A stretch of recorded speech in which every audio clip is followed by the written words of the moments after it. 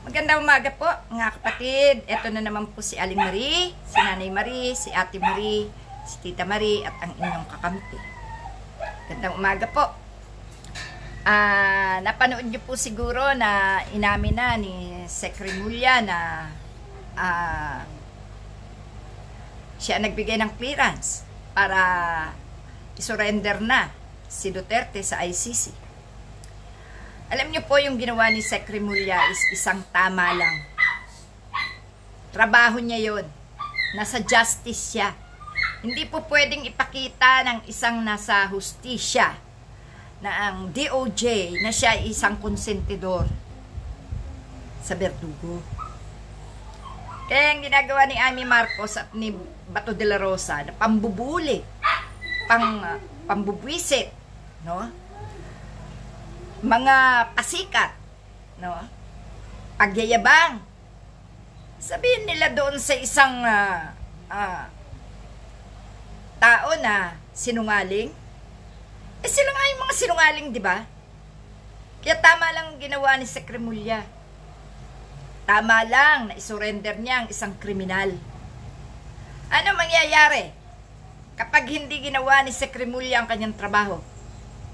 Diba, lalaki lalo ang ulo ng mga Duterte? Dahil iniisip nila, hawak nila si Secretary Boying Remulla. Pues, iba noon, iba ngayon. Iba ang namahala noon, na pinakisamahan lang ng mga nasa ahensya dahil isang ang mamamatay tao. Pero ngayon, na iba na rin ang mahawak sa kanila. Dapat lang gawin na nila ang tama. Kasi yun din naman ang gusto ng mamamayang Pilipino eh. Yung gampanan nila ng tama ang kanilang trabaho. Ano ba ang hinahabol ng mga ito? Eto ngayon si Panelo, kino-question naman si Sec Remulla, ginagamitan ng pagka-abogado. Abogado, isa pang abogado na walang alam kundi konsintihin ang isang mali, no, mga kapatid. At para kay General Torre, General, gawin nyo lang pong vitamin sa mga pananakot nila. No?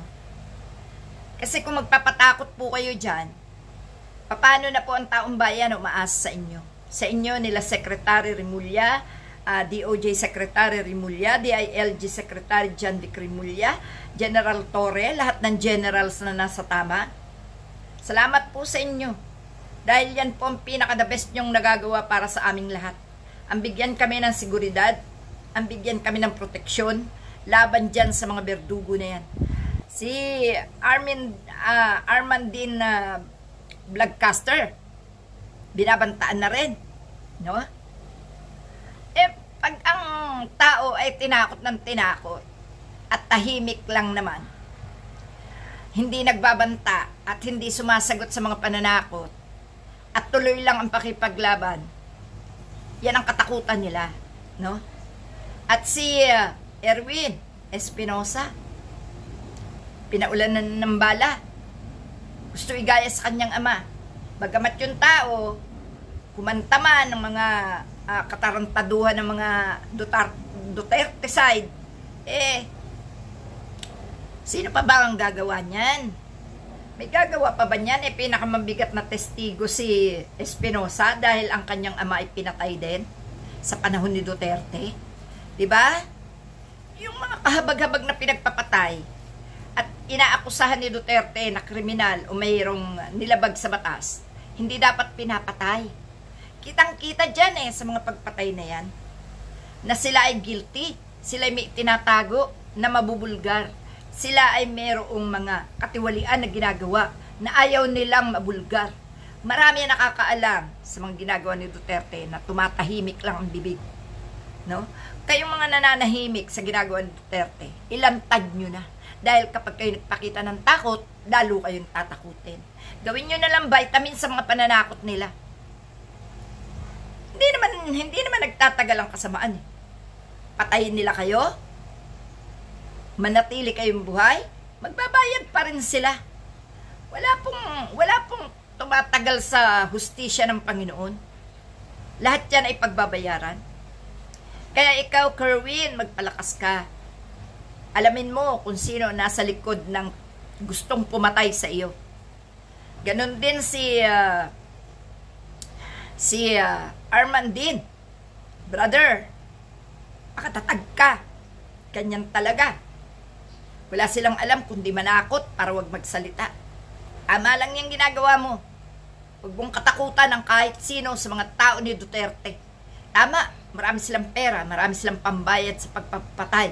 Pero ang katotohanan, hindi nila yan mababayaran. No? At ganun din kay General Torre. General, laban lang. Andito lang kami. Hindi pwedeng sirain ang magandang ipinakikita mo na pagtupad sa iyong tungkulin. No? Andito ang mamamayang Pilipino na umaasa sa inyo na kami ay poproteksyonan, aalagaan, laban sa mga kasamaan na inihasik ni Duterte sa bayan. Ganon din kayo, Secretary DOJ Boying.